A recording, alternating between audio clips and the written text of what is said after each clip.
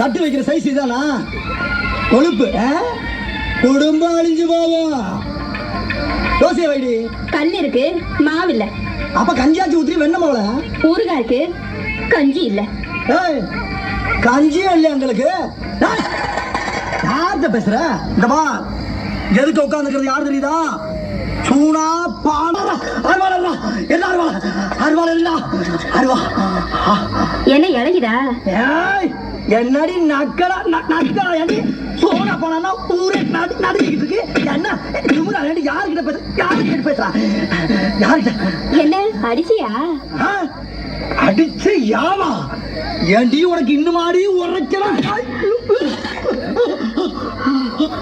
ஏய்யா, நீ எல்லாம் ஒரு ஆம்பளை.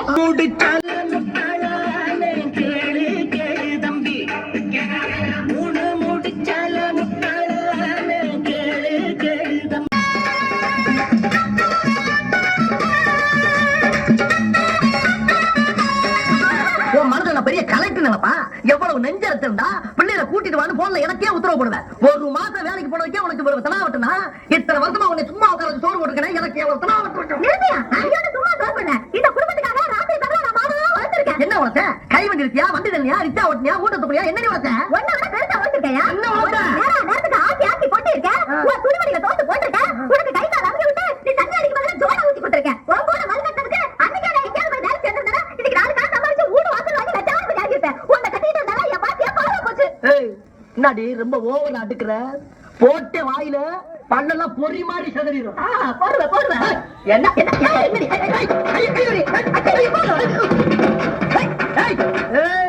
என்னையவே தள்ளி விட்டு போறியா? என்ன கேட்காம அந்த வாத்தியாண்ட கடை வாங்கினது முதல் தப்பு. அதுக்கப்புறம் அவன் காரணம் காட்டி எனக்கு பணிவடை செய்ய மாட்டேங்கிறது 2வது தப்பு.